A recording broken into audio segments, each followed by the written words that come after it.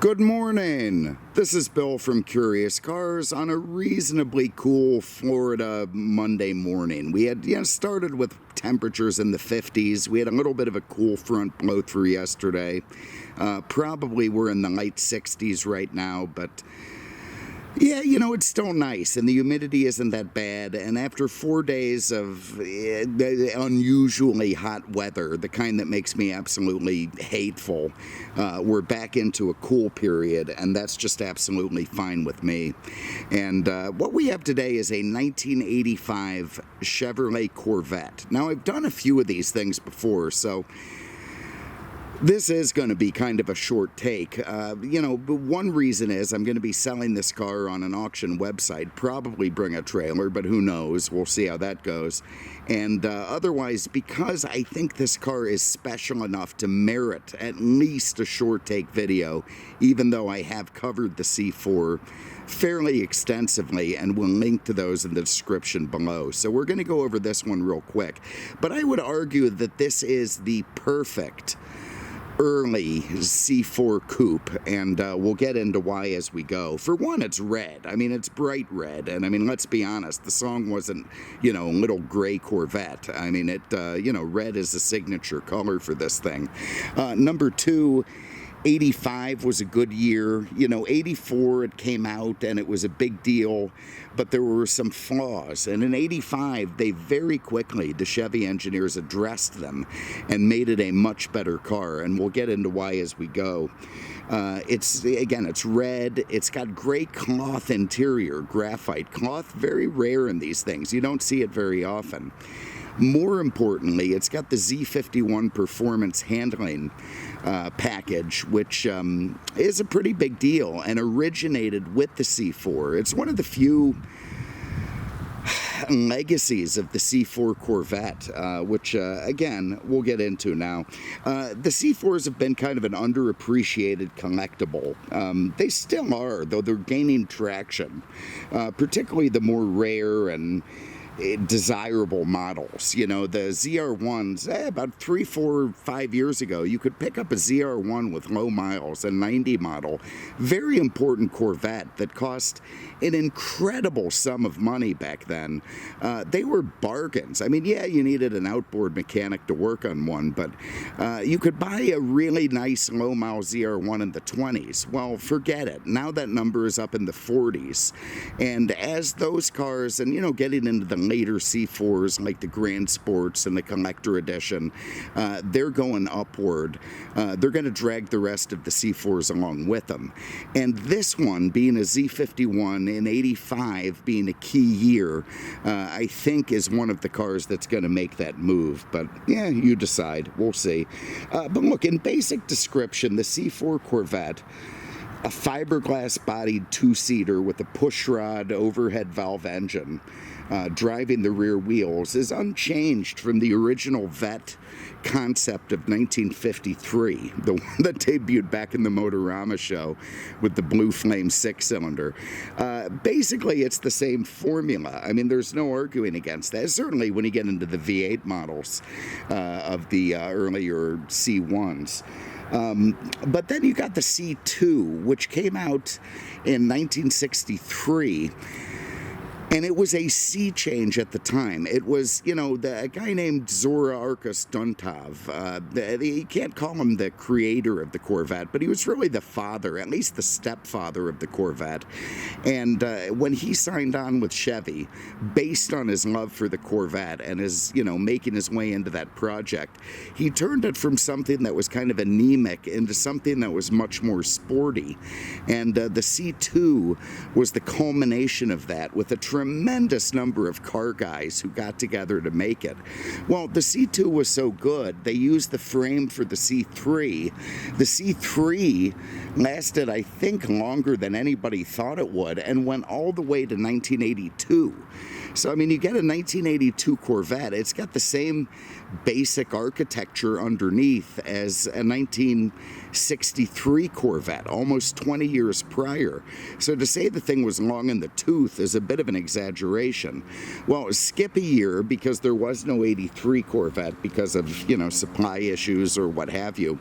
And you get an early release 84, which was the C4 Corvette. And I cannot tell you what an absolute revelation that thing was, and revolution even upon its release. I was there. I was a kid, and I was into cars, and I was reading car magazines. And the C4 Corvette was massive. It was designed by a guy named Dave McClellan. It was a new take on the Corvette, still very true to the original design, but vastly modernized. And again, you're talking about going from this car that was 20 years old, basically, to something that was like a rocket ship from the future. I mean, we're talking I don't want to sound cliched, but in 84 or even late 83, when you could buy an 84 Corvette, if you pulled up in one of those things, it would draw a crowd. It was just a very, very advanced car from the time. In 84, Car and Driver tested a Z51 model, and we'll get into what Z51 means and why it's important, but to give you an idea of how they reacted to it and the numbers they came up with. For one, the road holding of the car, they were able to reach a skid pad lateral acceleration of 0.9 Gs. That was the highest they had ever observed with a conventional automobile, ever. The figure trivializes the previous high water mark from the, which was in like the 0.82 G range from such exotics as like the Porsche 928 and some assorted Ferraris. Blew it out of the water. Number two, it was the fastest American automobile at the time. It had 140 mile an hour top speed, 0 to 60 under 7 seconds, 15.2 second quarter miles. Look, your average crossover does that kind of stuff today, but back then it was one of the fastest half dozen cars in the world. It was a huge deal. Braking, it used a Gerlach, an Australian system, which was incredibly well tuned for the car. The 70-0 brake test, they produced a stop at 173 feet, 7 feet shorter than the 928, and not far off of the 930 turbo number of 165. And you're talking about a car that cost a significant amount less than those cars did, even if it was still pretty expensive for the time. And, Chevy openly admits they used the 928 as a benchmark. That was, of course, Porsche's proposed replacement to the 911, which the purists wouldn't let fly. But it was a front-engined V8, water-cooled, transaxle, grand touring car, which put in tremendous numbers. And Corvette and Chevy and the team said, okay, look, that's our target. We're going to make something that keeps up with that at half the price. And they basically did. In 85, mind you, the 928 upped its game and got faster, but that was desperation from Porsche. They couldn't have this upstart fiberglass thing keeping up with their car for a significantly lower price. It was just something they couldn't do. And, the Corvette was competing with the 928, but it was the same price as the 944, a car that we just did, and a significantly less performance, or a cool car, don't get me wrong, but you're talking about something that had a 4-cylinder, a very, very different world. And it was the same price as this Corvette, which was keeping up with the cars that cost 2 or 3 times as much. So to say that the C4 was a revelation is really to understate it. The car was massively important, extremely exotic for a domestic car, and it just turned the whole, performance car world on its end. It became a very different thing. And of course, the development of it from there brought us to where we are today with these crazy 7 to 1,000 horsepower models doing the things that they do, the mid-engine Corvette and whatnot. And the Z51 was a pretty big part of that, and I think that's proven by the fact that the Z51 package still exists. In 84, the Z51 package was a little bit of a nightmare. it was so stiff it would basically bounce the driver from the seat up into the roof. I mean, it was too much. Again, it pulled off incredible skid pad figures, but I mean, unless you're on a smooth racetrack, it was basically undrivable. So for 85, that was one of the things that they addressed, and as a result, it also cut down on squeaks and rattles and some of the other stuff that the Chevy guys were fielding complaints on. It's just, you know, it has its roots in the FE7 handling package of the C2. But again, I would like to point out that I think the fact that they kept the Z51, which originated with the C4 Corvette, is probably one of the more important contributions that this car gave. And it's just a shame that it was undervalued for so many years and its significance not appreciated. But I think to some extent it was a victim of its own success. I mean, they sold a lot of them. A bunch of them were running around the streets. They would fall into the hands of second, third, fourth owners who didn't treat them very well. And, you know, they just weren't as exotic as the cars that they competed with. And frankly, they weren't as well built either, and that didn't help them at all. But they were a very, very important car and full of interesting high-tech innovations that just didn't exist on the prior Corvettes, and it was a huge part of bringing these cars into the modern era. Very quickly, I want to get into what the Z51 is. If you look at the brochure from Chevrolet in 1984, or 85, they really do get into it. They tell you it's recommended only for owners who plan to enter autocross, showroom stock, or other formal competition. They say if you don't do that, then you probably don't need it. But it was an optional, no-compromise performance suspension that generated, again, 0.90 in lateral acceleration on GM skid pad. And for 85, it incorporated 16 by 9.5 inch wheels all around. They were bigger than the 84s, you know, but in 85 they all got, well, anyway, the big wheels. It got larger diameter stabilizer bars, 30 millimeters in the front, 24 millimeters in the back. They used stiffer bushings that allowed, you know, low deflection while cornering. The fiberglass monoleaf springs, they reduced the stiffness of those, which is what was absolutely killing the original Z51 and making it almost undrivable in normal traffic. But they overcame that by making the bigger sway bars. So what they did was make a much more compliant car that handled just about as well as the one it replaced, the, you know, prior Z51 model, and actually felt more expensive because it cut down on all the rattling and bullshit inside the car. And yeah, they gave it faster steering. It's 2 turns lock to lock, unlike the base Corvette, which is almost 3.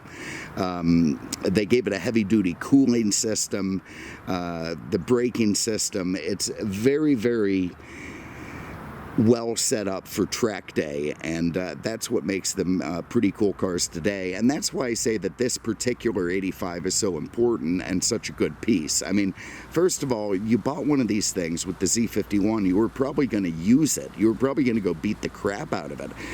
The fact that this guy bought it and used it as a garage clean is pretty cool, pretty well preserved.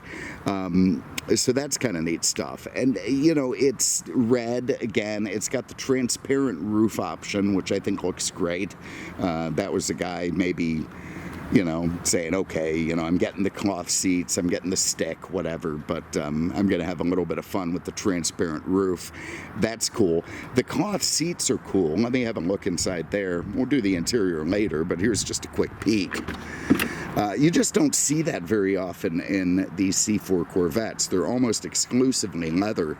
The cloth, I think, does hold you in the car better if you're going to be doing radical tracking, cornering, that sort of thing. The cloth is probably an improvement over it. Although, you know, look, the sport seats are very tight. You're going to be fit in pretty tight in there no matter what, but it is unusual to see. And then the Doug Nash 4+3 4-speed, which I love. And I know a lot of people love the ZF that came out, the 6-speed that was proper. To me, there is something so cool about this 4+3 because in its standard form, when you turn off the overdrive, it just feels like a vintage 4-speed Corvette and feels like a vintage American car, and that makes it an awful lot of fun to drive. So look, anyway, I'm going to pause there for a minute. I'm going to get my crap together, and then we're going to dive deeper into this thing. So bear with me one moment. All right, so let's take a closer look at this thing. Here in the back, you can see it's got the 4 round tail lamps, a Corvette tradition. You got quad twice pipes at the back, which look great. It does go 2, off the headers into 1 cat, back into the 2, but still a free-flowing exhaust for the time. You also have the gas door up here on top with the Corvette logo. Very easy to get to, and, nice location, very similar to prior Corvettes. You have a hatchback that opens up like the 82 Collector Edition. They kept going with that. A nice impact strip around the entire car, which looks good. There you see those 16-inch wheels, which were a very big deal at the time. I mean, they had the VR50 gator backs on them. The 16 was not a common wheel that was just coming into its own back then.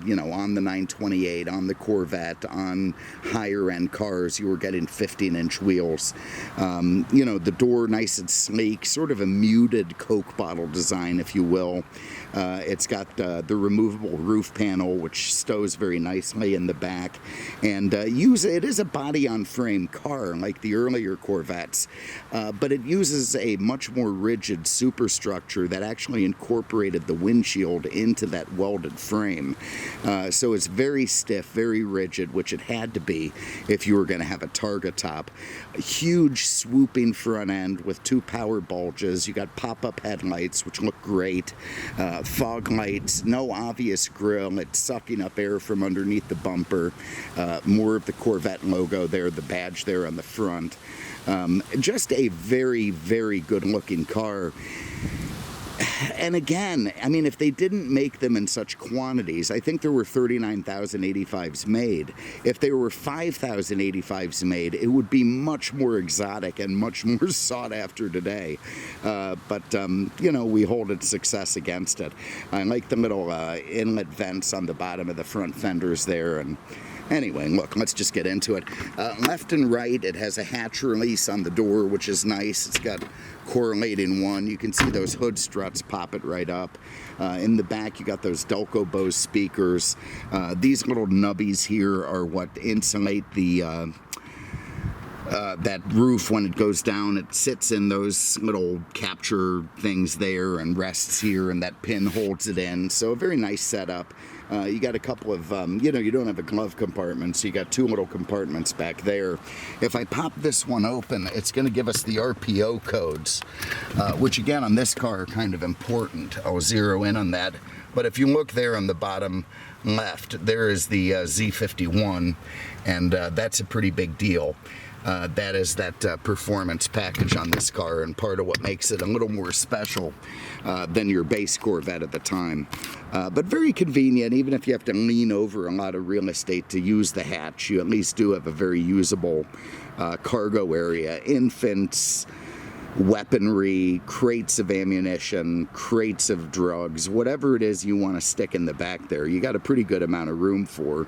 And even a toddler is going to be happy rolling around back there. So everything very proper in the back. And that hatch does have the optional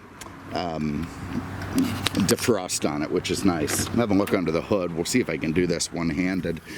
And this hood was a very, very big deal at the time, and unlike any other Corvette before it, and frankly very few cars. Oh my God, is that heavy, even with the new struts. But anyway, here it is. So this was cool, if I can tell you this. If you go back to 1984, again, there wasn't much stuff out there that was this exotic, where you can lift the hood up, see the entirety of the front tires, see those aluminum A-arms, you know, and all the suspension. And here we go with that lobster-topped L98, which was new for 1985. Before this, it had the crossfire injection setup, which was, you know, modern and originated in the 82 Corvette, you know, as the 83, 84 engine.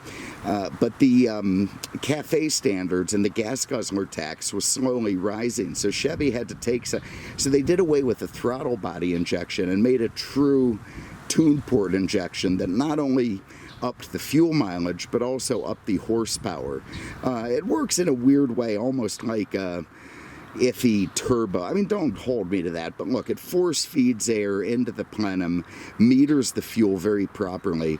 Also has a 9th injector for cold starts, by the way, which is a nice setup, and was extremely advanced for its time, putting out 230 horsepower, 330 foot-pounds of torque, and, you know, pretty, again, yeah, a crossover today, a Honda has that. Back then, not so. I mean, even in 85, the 928 bumped its way up to like 270 horse, but the 84 928 had the same horsepower, about 230, so it was very, very competitive. Being the Z51, it has the high-performance cooling that gives you a push-pull fan in the front. It also has the oil cooler, which also cools the coolant, a Modine oil cooler, and you know, that it theoretically makes it so you can keep up on a track day, you know, without overheating the thing. They made the plastic reservoirs for the Gerlach four-wheel discs more beefy for this year, you know, to help with the brake fade. And again, everything just looking great under there. This one has that 4+3 Doug Nash 4-speed with 3 overdrives, so, you know, call it a 7-speed gearbox, but basically works like the addendum overdrives on the old MGs. It's just a unit on the back of the transmission, and in second, third, and fourth you can engage it and get some overdrive. The Z51 package, again, that gave you the beefier front and rear sway bars. It gave you these Bilstein shock absorbers. It just made the car handle that much better, along with pretty serious brakes. It has quick ratio racket pinion steering. Again, almost 3 turns lock-to-lock on base, 2 turns on this one.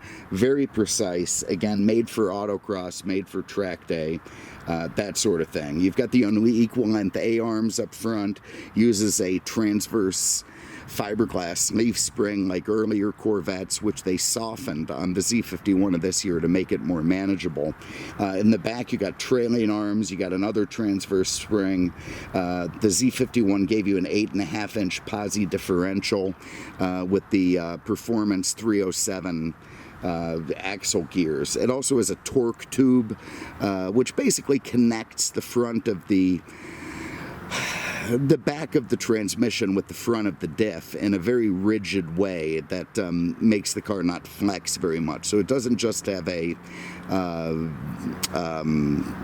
for God's sake, I'm telling you, man, it doesn't just have a drive shaft. It actually has a rigid structure which the drive shaft runs through, and you know, keeps it all very proper. That's enough to give you 0 to 60 in about 5.7 seconds in this car.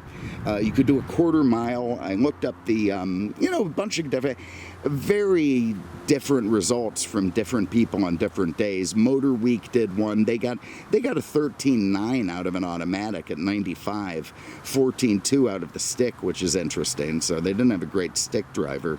Otherwise, when Car and Driver did it, they got faster times out of the stick. But you know, call it a 14-second quarter mile in the early to mid 90s, 150 mile an hour top speed. Very, very quick for the time, and certainly good enough to keep up with some of the European competition. So I'm going to get that hood back down, get my crap back inside the back of the car, and then we're going to go for a spin. So bear with me one moment. All right, so let's do this. Get over this sill without doing gymnastics.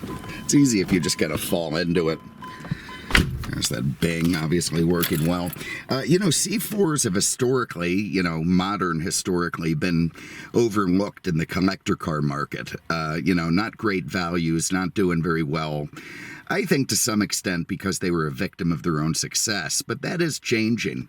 You know, a few years ago, you could get a ZR1 1990 C4, you know, one of these things that cost twice as much as a standard vet, had a Mercury-built, you know, engine under the hood, an insane car. And you could buy a nice low mileage example for, you know, 20-ish. Well, that's double now. And I think as they go up and, you know, the rest of them go up, they're going to pull all the other cars along with it. And I would argue this 85, pretty seminal year for the Corvette when it got its tune port, when they sorted out the Z51. I think, you know, they got the shift knob right, little things like that. I would say this is a fairly significant C4 Corvette and is definitely gonna, you know, yeah, be your own judge, but I think this one will go up in the future. Why wouldn't it, you know? And like every other collector car that sort of starts moving its way up, you know, the super low mile nice examples lead the way, even if the old tire ones, you know, never really get where they should be. They just are, you know, too hard to fix. But the ones that are mint and well kept are only going to go up in value as time goes on. Anyway, there's my little sales pitch. Let's fire this thing up. Again, that's the L98. I didn't know if I zoomed in, but there you see 16,000 miles on the clock. Very, very nice. Windows working. There's the passenger side. There's the driver's side. Leave those down so you can get a bit of V8 sound. We also have our mirror switch here. Let's see if I get that going. Yeah, there's the passenger side mirror, and here's the driver's side, so that's all good. Also, the AC works great. I've got photos of that in the gallery, which show the temperatures from, you know, heat on full to AC on full, and well within spec, and, you know, keeps you nice and cool or toasty, whatever the case may be. All right, let's go for a spin. I'm always tempted to leave the, let me get the seat up a little bit. Always tempted to leave the headlights on. I don't get to drive cars with pop-up headlights very often. And so put them down. You see the twin power bulge there in the hood. Now here's this Doug Nash thing, and this is, again, this is what I like about it. Right now I've got the overdrive off, I think. I won't know till I'm in second, but I think I had it selected off, and I think it retains memory. Man, now you just got a 4-speed. I mean, I feel like I'm in a 68 327 Corvette with a, you know, her shifter, and I think that's very cool because it harkens to the roots of the car and to the muscle car era. You start getting too Euro with the 6 speeds and all the smooth short throw shifting that's all very nice. Well, yeah, okay, but it doesn't have that same sort of real American feel that a good old, you know, slam it into gear 4-speed does.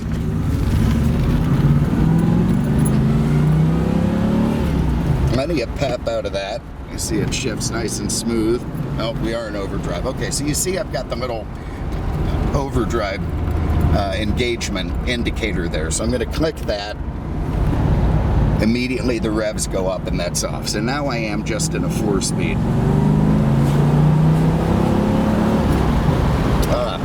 Man, it's so nice to drive a well-preserved one, a real original one with low miles, because it just takes you back to your youth. You know, I got to drive a few of these when I was a kid, and it was a big deal. And, you know, to relive that is, yeah, it's a lot of fun. Anyway, shift's very nice. And, you know, they used all kinds of rubber isolators instead of trying to quiet the thing up for 85, and it worked. It went from the 84, you know, they say a lot of squeaks and rattles. Well, the thing was sprung so hard, it would put the driver into the roof and probably caused most of the squeaks and rattles. When they got all that toned down in 85, the car started feeling a lot more expensive. And even though it was $944 money, you know, in the high 20s, which wasn't cheap, by the way, it was not anything approaching $928 money, which is the car that it competed with. Let's get out here.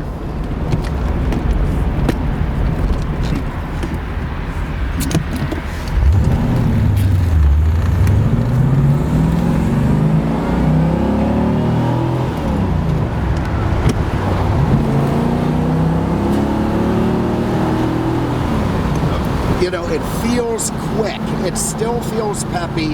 Yeah, again, you know, 230 horsepower. Your average Honda Accord might have that now, but it still well, we got crazy guys in reverse here on the road. That doesn't make any sense at all. Somebody's gonna die. Anyway, at the time it was very quick, and even now it feels quick. Now, you know, okay, so I've done my racing, you know, I've let that Fox Body GT behind me in my wake. Now I'm just cruising. Well, I can click the switch, get the overdrive in, dump some revs down, and get pretty good fuel mileage. So, you know, it still has a lot of the amenities of a modern car. Get it off again, and you can start banging your way through the gears like a, you know, maniac in the late 60s. Thank you very much for having a look. Appreciate it. We'll have this thing up. Yeah, I'm going to submit it today. We'll see how soon they can get it going. But very, very nice car. Please don't hesitate to comment or bid, ask questions. I'll give you whatever I can figure out. Thanks again, and we'll see you with the next one.